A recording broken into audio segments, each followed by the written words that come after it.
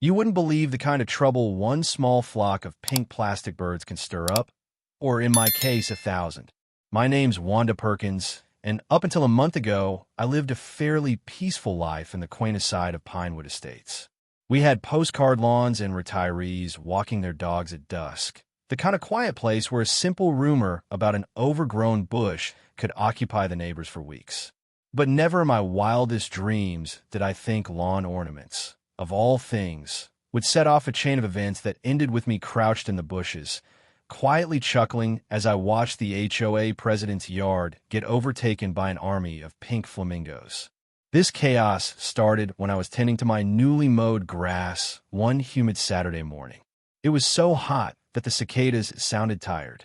My old friend and neighbor, Ginny, waved at me from across the street as she watered her begonias.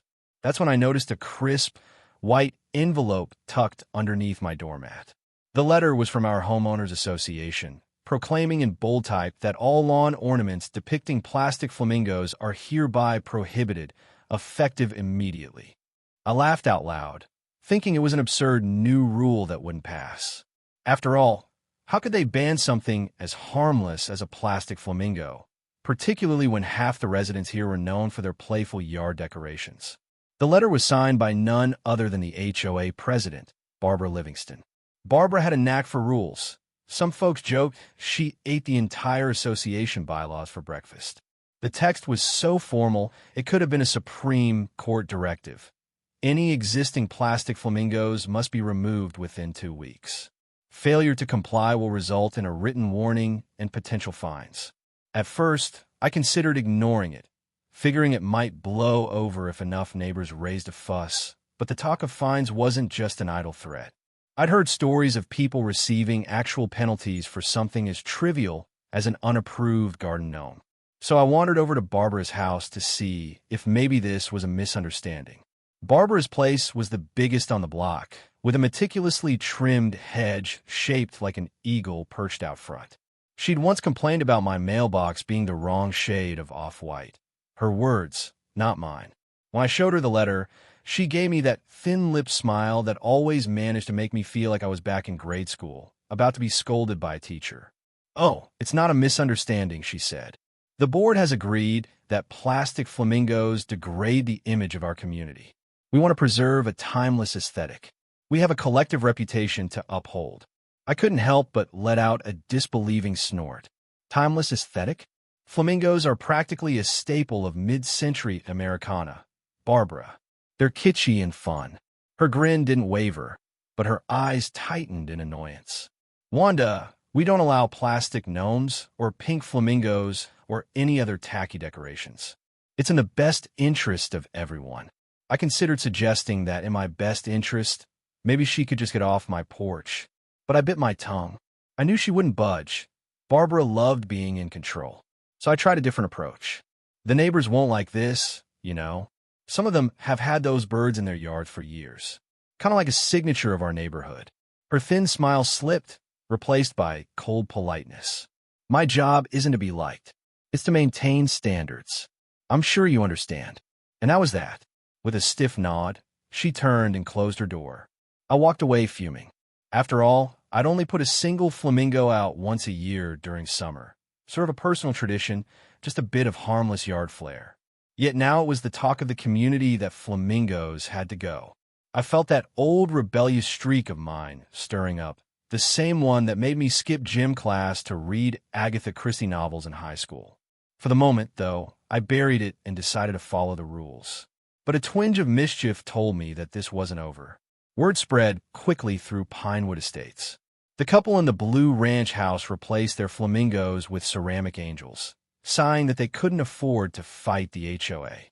Another neighbor hauled her flamingos away in a black garbage bag like they'd offended someone's grandmother. Everyone seemed resigned to it, no matter how silly they thought the new rule was. Barbara carried her measuring tape around, checking for other unsightly violations. She had that unstoppable aura of authority, as though an invisible spotlight shone on her whenever she crossed the street. But I wasn't going to let it go. Maybe the tipping point was when I ran into Ginny at the grocery store, and she whispered how the board had begun eyeing her daughter's playhouse as unapproved construction. Or maybe it was the forced politeness in Barbara's last letter, reminding me that time was running out to remove my single, solitary plastic flamingo from my backyard. Something in me snapped, and I knew I wasn't just going to fight for my right to keep a cheap bit of plastic. I was going to make a statement. That's when it struck me. If the HOA hated a single plastic flamingo so much, what would they do if they woke up to find 1,000 of them, delivered stealthily and arranged with a flourish, right in Barbara's precious yard? It was petty, sure. It wasn't some grand crusade to change the world, and it wouldn't solve global issues. But it might teach Barbara a lesson about meddling with people's harmless pleasures. It might give the rest of the neighborhood a laugh, too, and remind them that we weren't living under a dictatorship, for crying out loud. 1,000 plastic flamingos. I could see it in my mind's eye. Barbara waking up, pushing aside her frilly curtains, and seeing a pink sea. Maybe she'd sputter. Maybe she'd yell. Perhaps the hush of dawn would be broken by her outraged shriek. The thought made me grin more than any adult woman has a right to grin in the middle of the cereal aisle at the supermarket. And for better or worse, that was the moment I decided to plan my ultimate floral pink protest. Everyone who's ever pulled off a successful prank knows that half the battle is logistics. It's one thing to say, sure, I'll fill her yard with flamingos, and another thing entirely to figure out how to acquire that many plastic birds, especially when you don't want to tip anyone off. This wasn't just about going to the local big box store with a pickup truck. No, 1,000 plastic flamingos in a single purchase would ring alarm bells from here to the next state. The last thing I needed was the rumor mill catching wind that Wanda was stockpiling pink yard ornaments. It so happened that my nephew, Nick, worked for a party supply wholesaler in the next town over. Nick and I weren't exactly close. He was a breezy 20-something with a man bun, always texting or listening to music I'd never heard of, but we had a decent enough rapport. I figured if I wanted discreet help, Nick would be just the person to ask. So I texted him an odd request. Can you get me a large quantity of plastic flamingos? Need them hush-hush. I'll pay. He responded with a suspicious array of emojis, followed by, how many are we talking? I hadn't expected an exact count so soon, but I knew I wanted an impact. 1,000. I typed back, feeling ridiculous even as I did. Nick's next message was just 2 wide-eyed faces and a typed-out LOL. I elaborated that it was for a neighborhood art project, which wasn't exactly a lie if you really think about it. Within a few days, he confirmed he could get a shipment of 1,000 pink lawn flamingos at a discount. No questions asked as long as I cover the cost up front. Part of me couldn't believe I was serious about this, but the bigger part of me felt giddy imagining Barbara's reaction. Money wasn't an issue. I'd recently retired from a career in event management. I had enough set aside to indulge this silly scheme. What was more complicated was how to store them. The flamingos would arrive in large boxes, and I couldn't exactly hide 1,000 big pink birds in my garage without my neighbors noticing. That's where my dear friend Ginny came in. She was a bit of a local gossip, but she was also the kind of friend who'd help you bury a body if you ever needed it, all while insisting on a break for sweet tea halfway through. So, carefully, I let her in on the plan, swearing her to secrecy. She gasped when she heard the final number. Are you out of your mind, Wanda? Probably, I admitted, but it's going to be priceless. Ginny offered up a solution I never would have considered. Her cousin owned a small storage facility just off the highway. He's got a half-empty unit he'll rent to you on the sly, she whispered. No paperwork, cash only. He won't ask any questions as long as you're done with it by next month. So, with the barest hush-hush arrangement, the boxes of flamingos arrived under cover of early evening, loaded from Nick's truck to the storage unit. I could have sworn that place glowed faintly pink from the outside, but maybe that was just my imagination playing tricks on me. I felt like a mob boss, but instead of contraband, I was smuggling whimsical plastic birds. Next came the infiltration plan. Barbara was an early riser, the type who boasted at meetings about how she woke at dawn to patrol the neighborhood for code violations. If I wanted to place flamingos in her yard, it had to be done in the dead of night, specifically after she went to bed but before she woke up. Ginny knew Barbara's routine from an unfortunate incident involving a missing cat and Barbara's security cameras. According to Ginny, Barbara went to sleep around 10, but usually turned lights off around 11 after finishing her usual glass of herbal tea and reading. By 5:30 in the morning, she was up again. That gave me a window of about 6.5 hours to slip into her yard and set up. But I had no illusions about doing this alone. I needed reinforcements. That's when I started recruiting carefully. I knew a few neighbors who were just as fed up with Barbara's micromanaging. There was Frank, the retired electrician who got fined for leaving his Christmas lights up a week too long in January. Lily, the sweet widow whose bird feeders were deemed an environmental nuisance by the HOA board, and the Diaz family, who'd been cited for leaving a basketball hoop in their driveway. All of them had at least one bone to pick with Barbara, but they were also cautious. "Wanda, are you sure this won't backfire?" Frank asked me in a hushed voice during an evening walk. "It might," I admitted, "but it'll be worth it. You know how controlling she's gotten. This is just a light-hearted stand." The conspiratorial glint in Frank's eyes answered me before his words did. "Count me in." By the time a final head count was done, I had half a dozen neighbors who agreed to help under cover of night. Our stealth operation was planned to the minute. I'd load up my van with as many flamingos as it could carry. Frank would take his old station wagon, and the others would come with smaller vehicles. We'd park down the street, turn off our headlights, and make sure our license plates weren't easily visible from Barbara's security cameras. Then we'd creep over to yard with our cargo and start planting flamingos methodically, row by row, until we'd used up the entire 1,000. Why so many? Because I wanted extravagance. I wanted Barbara to be speechless at the sheer pinkness of it all.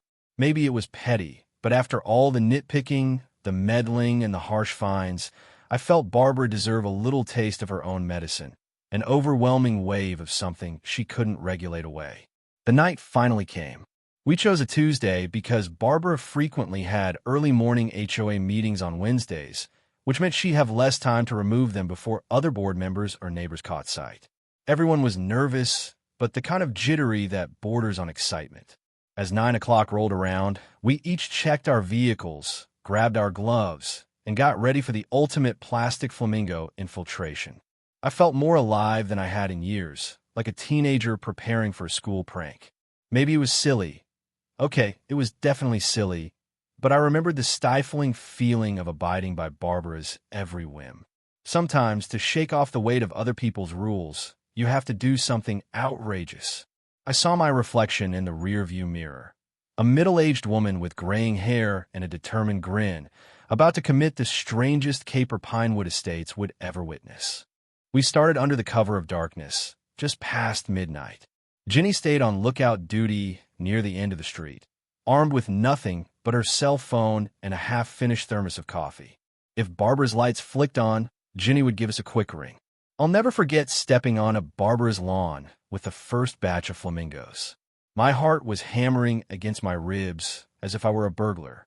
The sprinklers had long since turned off, so the grass was damp but not soaked. I was wearing all black, which felt ridiculous, like I was going to a covert ops mission in the suburbs. Frank and Lily kept watch over the vehicles while the Diaz family and I tiptoed in, each of us carrying stacks of bright pink birds that were hilariously visible against the dark sky. Silently, we positioned the flamingos, pushing their wire legs into the soil. Each one made a faint squeak as it settled, like they were letting out a tiny war cry. The first 50 flamingos stood in neat rows near the front shrubs. Then we moved farther in. The yard was bigger than I expected once you started filling it with pink plastic. I'd never realized how open and landscaped it was. Barbara had these swirling flower beds and carefully placed solar lights that lined the walkway. We avoided the security cameras as best we could. Frank swore that shining a flashlight into one camera's lens would help obscure the view.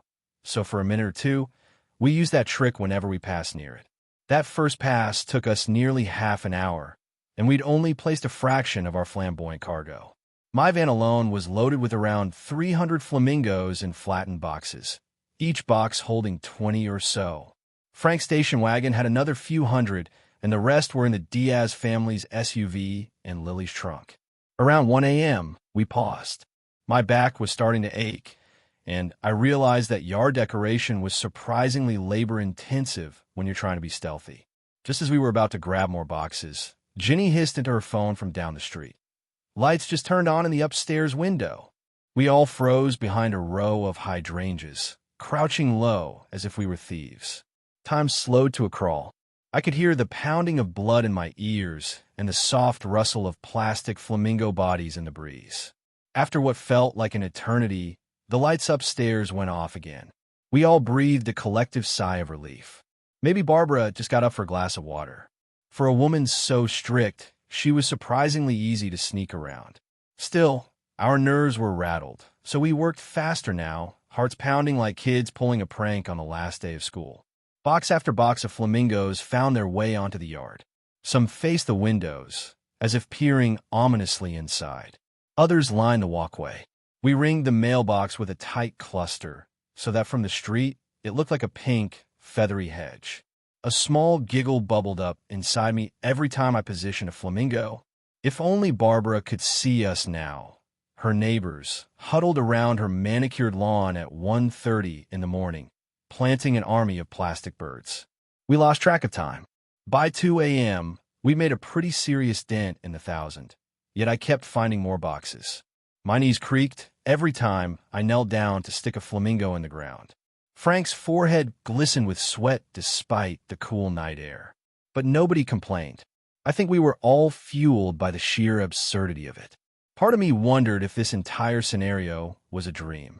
At one point, Lily whispered, "Isn't this going a bit overboard?" Her voice trembled. She was the most gentle soul among us, the one who felt guilty if she ever honked her car horn in frustration. I took a moment to think. Maybe, I whispered back, but maybe that's exactly why it'll work. If we just left a few flamingos, Barbara would remove them and laugh off the prank. This way, she can't ignore it. Lily nodded, steeling herself. She resumed planting flamingos like she was on a mission. By 3 a.m., the yard was something out of a surreal painting. Hundreds upon hundreds of neon pink birds stretched from the street all the way to the back fence. We hadn't simply scattered them. We'd arranged them in little clusters, some facing in bizarre directions. A few were perched at odd angles to create comedic tableaus. One near the garden hose, another looking as though it had toppled into the petunias. It was a silent sea of beaks and curved necks, bobbing softly in the night breeze. We were exhausted, panting quietly with our hands on our knees. The Diaz kids, who'd bravely stayed up past their usual bedtime for this, had begun to droop with fatigue. Ginny signaled from the edge of the yard that it was almost time to wrap up. Sunrise was still a couple of hours away, but we needed to leave before the earliest joggers in the neighborhood started making their rounds. We took one last look at our handiwork under the moonlight. "This has to be the silliest, most wonderful thing I've ever done," Frank whispered, wiping a bead of sweat off his brow. Barbara is in for the shock of her life. None of us needed to speak. We just grinned at each other like co-conspirators in a secret society. Carefully, we packed up the empty boxes and hustled back to our vehicles. The Diaz family hopped into their SUV, Frank into his wagon, and I into my van. Ginny guided us out with quick hand gestures. One by one, we flicked on our headlights after we were a safe distance down the road. The night swallowed up our retreat, leaving behind only an eerie tranquility and a forest of pink flamingos standing sentry on Barbara's lawn, waiting for the dawn. The next morning, I woke up around 7, which was late by Pinewood Estate standards. My phone was already lighting up with text messages and voicemails, mostly from Ginny. She got up at the crack of dawn just to watch the scene unfold. Her messages dripped with excitement. Barbara found them. She's freaking out. This is epic. I hurriedly made myself a cup of coffee, eager to hear the details. Before I could even sit down, my phone rang. Ginny's voice tumbled through the line, breathless and high-pitched. "Wanda, you should come see this. Half the neighborhood is outside taking pictures. It's a total spectacle."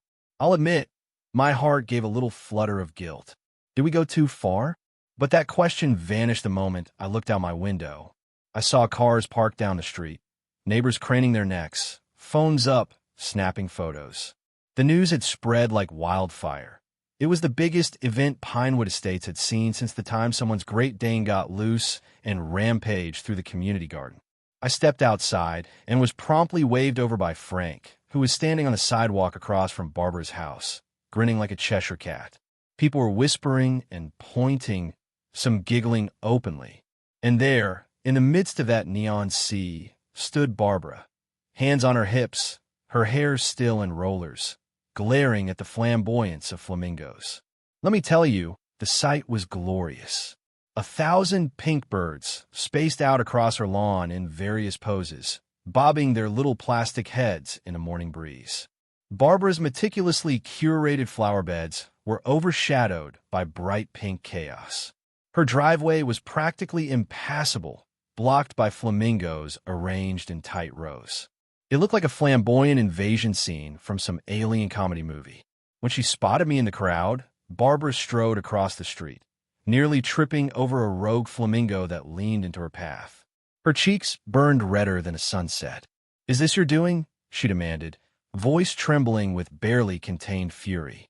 I feigned innocence, perhaps not very convincingly. "Barbara, I'm just as shocked as you are. It's quite a display." She frowned, eyes darting over my shoulder at Frank and the others. "I know you had something to do with this, Wanda. Don't you realize the fines you could face? The vandalism charges."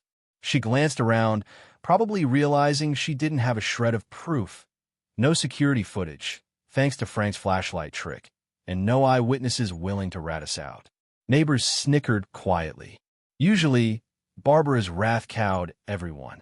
But this morning, most folks wore an air of mischievous delight.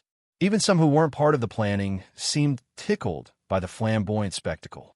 Old Mr. Doyle, who rarely said a word, was out on his porch with a wide grin, snapping pictures. Kids on bikes stopped to point and laugh. A few passing cars honked in solidarity. Barbara shook her head in frustration and stomped back to her yard.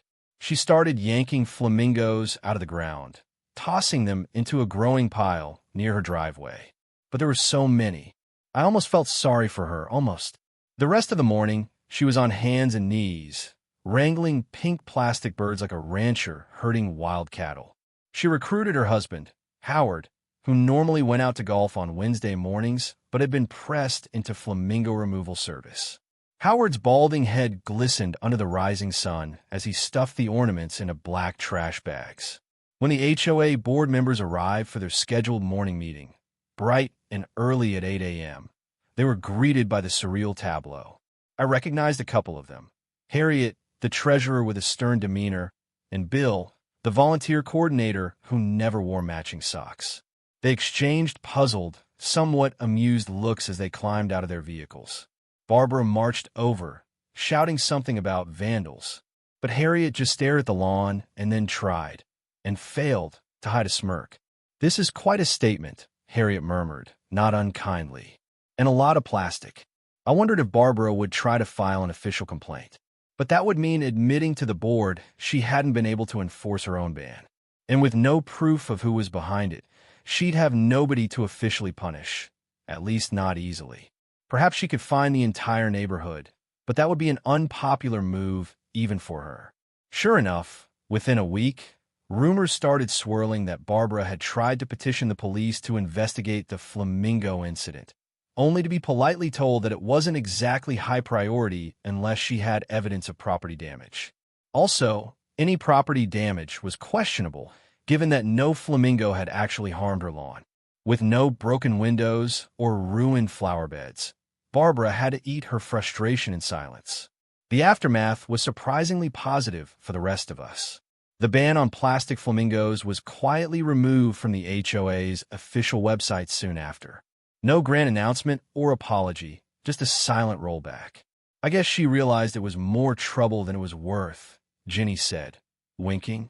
Even the neighbors who never really cared for flamingos were thrilled to see that this petty rule was gone. It felt like Pinewood Estates was breathing easier, like a weight had been lifted off everyone's chest. As for Barbara, she became noticeably more subdued.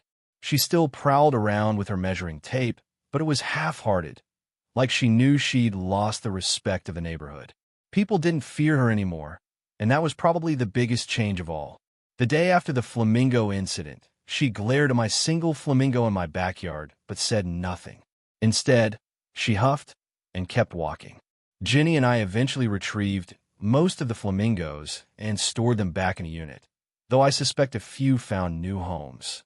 I saw one in Frank's front yard, perched in front of his rose bushes, and he had the most satisfied smile on his face.